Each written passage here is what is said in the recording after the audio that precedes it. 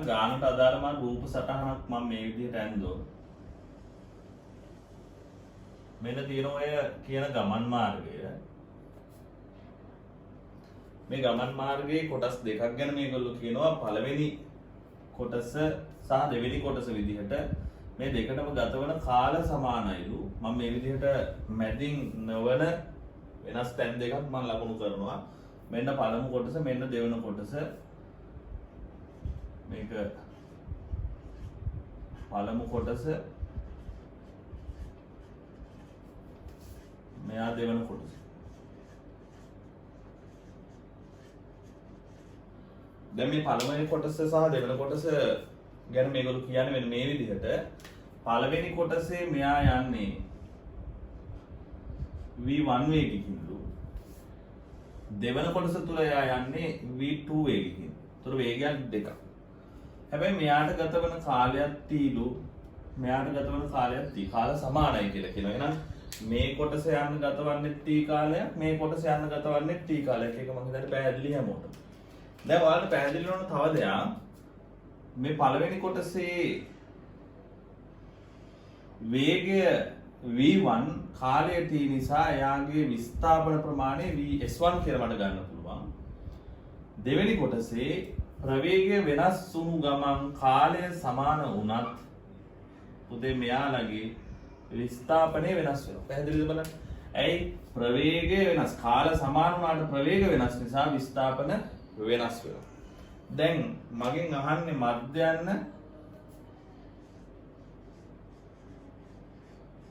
මධ්‍යයන වේගය නැත්නම් මධ්‍යයන ප්‍රවේගය දෙකම මේ වෙලාවේදී නම් එකම අවස්ථාවකට අදාළවයි ගන්න. ඒ නිසා ප්‍රශ්නයක් වෙන්නේ දෙකම වෙනසක් නැහැ මේ සමීකරණ දාන අවස්ථාවේදී. මොකද මේ කොටස් දෙකම එකම පැත්තට ගිහින් තියෙන්නේ. දිශාවේ වෙනසක් වෙලා නැහැ. නිසා වේගය ප්‍රවේගයක් බවට පත් වෙලා තියෙනවා. මධ්‍යයන ප්‍රවේගය කොහොමද හොයන්නේ?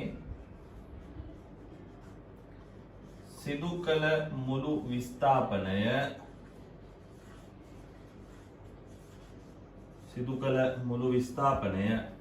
බෙදන්න ගත වූ මුළු කාලය.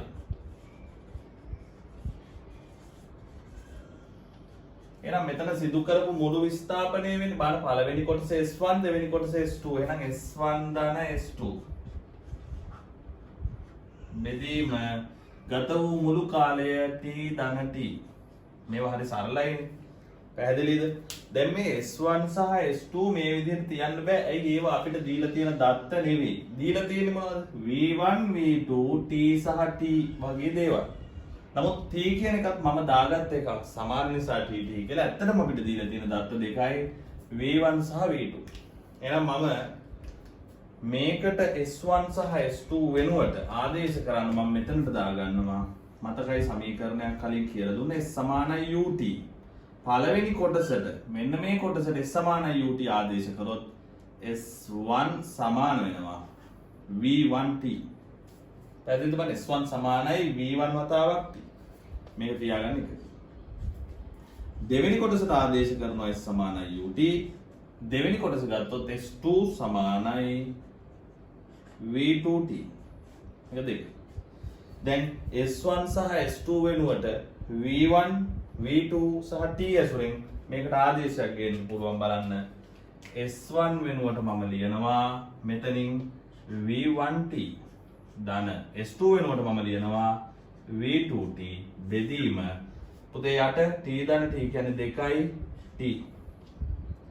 දැන් මම උඩින් t එකක් එළියට ගත්තොත් ඇතුළේ ඉතුරු වෙනවා V1 ධන V2 බෙදීම 2යි t. දැන් මේ t මේ t කැපුණොත් V1 ධන V2 බෙදීම 2යි. එහෙනම් මෙයාගේ මධ්‍යයන ප්‍රවේගය බවට පත් වෙන්නේ V1 ධන V2 බෙදීම 2යි. ඒතර ඔයාලට හිතෙන්න පුළුවන් හරි සරලයි. මේ ප්‍රවේගය එකතු කරලා දෙකෙන් බෙදුවහම මධ්‍යයන ප්‍රවේගය එනවනේ කියලා. එහෙම වෙන්නේ එකම එක අවස්ථාවක විතරයි. දෙදෙනාගේ කොටස් දෙකේ කාල සමාන නම් විතරයි. කාලයන් සමාන නම් විතරයි. දැන් අපි ඊළඟට බලමු කාල අසමාන අවස්ථාව. මීටර් 300ක දුරක් ගමන් කරනවා. එතකොට දැන් මේ වගේ චලිත අවස්ථාවක තප්පර 10කින් මීටර් 300ක දුරක් ගමන් කරලා නැවත එම ස්ථානයට පැමිණෙනවා කියලා කියනවා. මේ වගේ තැනකින් පටන් ගත්තොත් මෙයා ඔහොම ගිහිල්ලා යම් තැනකට ආපහු ආරම්භක ස්ථානයට එනවා. එතකොට මේක සඳහා ගත වුණු කාලය තප්පර 10යි. මේ ගියපු දුර ප්‍රමාණය මීටර 300යි. නැවත එම ස්ථානයට ආවා නම් විස්ථාපනය සමාන වෙන්නේ කීයටද? බිඳුවට. එයි යලි එම ස්ථානයට පැමිණෙනවා. දැන් මධ්‍යයන් ප්‍රවේගය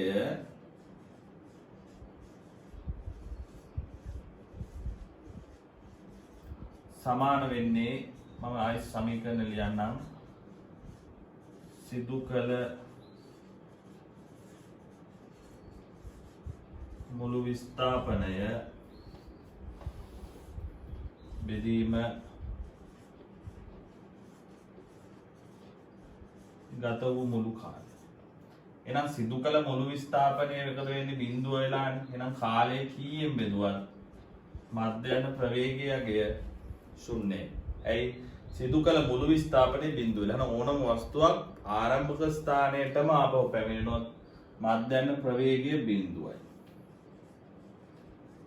මධ්‍යයන වේගය ගත්තොත් මධ්‍යයන වේගය කියන්නේ ගමන් කළ මුළු දුර බෙදීම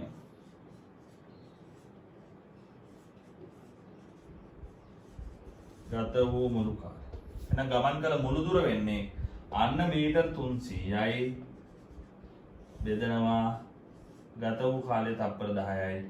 පසුපැත්ත බිඳුවට මේ බිඳුව කැපුණු ගමන් 30යි ms ඍණ එකක වේගයක් තියෙනවා. එතකොට මෙයාට මධ්‍යයන වේගයක් තියෙනවා, ඇවරේජ් ස්පීඩ් එකක් තියෙනවා, ඇවරේජ් වෙලොසිටි එකක් නැහැ, නැත්නම් ප්‍රවේගයක්, මධ්‍යයන ප්‍රවේගයක් නැහැ. එතකොට මේකේ සරල අදහස මතක තියාගන්න විස්ථාපන සහ දුර ආදේශ කිරීම නැත්නම් මේවායේ අර්ථකථන වල වෙනස මේ ගණන් වලින් පැහැදිලි වෙනවා. රයිට් මේකත් දාගන්න ටක් ගන්න.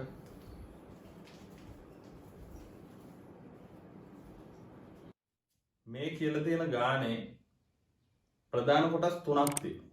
චලිතයේ මේ වස්තුවේ චලිත ස්වභාවය ගත්තහම මෙයා කැලි තුනකට චලිත වෙනවා කියලා කියලා තියෙනවා.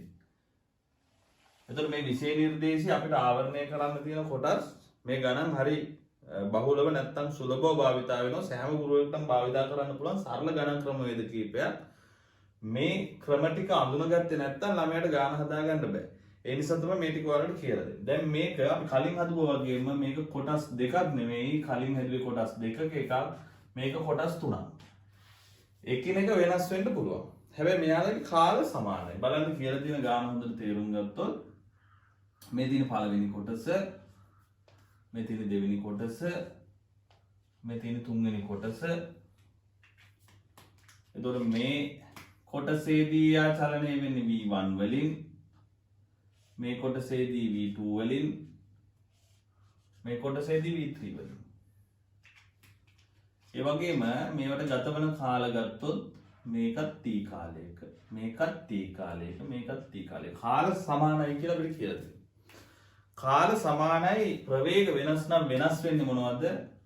විස්ථාපනය වෙනස් වෙනවා S1 S2 S3 විදිහට. එතකොට මේ විදිහට S1 එක S2 S3 ඔය විදිහට විස්ථාපන වෙනස් වෙනවා. දැන් කලින් වගේ මම මධ්‍යයන ප්‍රවේගයට සමීකරණ දාන්න කලින් මේ මේකටම S සමාන ut දාලා ඉන්නම්. දැන් ඔයාලා දන්නවා මේ කරන ක්‍රමවේදේ. S සමාන ut මේ පළවෙනි එකට දැම්මොත් S1 සමානයි v1t. S සමාන ut දෙවෙනි එකට දැම්මොත් S2 සමානයි v2t. S සමාන ut තුන්වෙනි එකට දැම්මොත් S3 සමානයි v3t. දැන් මම මධ්‍යයන ප්‍රවේගය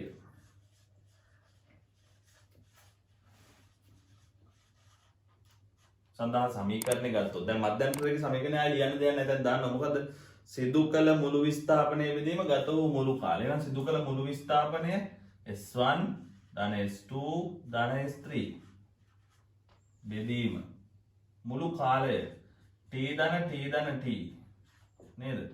දැන් මම මෙන්න මේ ගත්ත පළවෙනි සමීකරණය, දෙවෙනි සමීකරණය, තුන්වෙනි සමීකරණයෙන් S1 S2 S3 ආදේශ කළොත් S1 වෙනුවට දාන්න පුළුවන් V1t, මෙයා V2t, මෙයා V3t. බෙදීම t ධන t කියන්නේ 3t. දැන් මේ බලන්න මේකෙන් t එක කෙලියට ගන්න ඕන නැද්ද? දැන් මම ලොකු ළමයි දන්නවා මේ t එකට 1 2 3 මේ තුනම කපන්න පුළුවන්. ඇයි? ධන ලකුණුනේ තියෙන්නේ.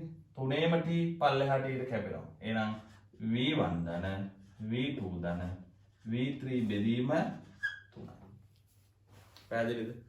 එහෙනම් මේ චලිතයේ කොටස් 4කට ගියා නම් සමාන කාලවලදී v1 වලින් v2 වලින් v3 වලින් v4 වලින් එහෙනම් එතකොට මොකද වෙන්නේ? මධ්‍යයන ප්‍රවේගය කොටස් 4ක් තිබ්බනම් මධ්‍යයන ප්‍රවේගය සමාන වෙනවා. කොටස් 4ක් තිබ්බනම් කාලයත් සමාන නම් මධ්‍යයන ප්‍රවේගය v3 මේ v4ත් එකතු කරලා බෙදනවා කියනද 4. මෙහෙම ගන්න පුළුවන් කාල සමාන කොටස් වලින් චලිත වුණොත් පමණයි. දාගන්න ගන්න.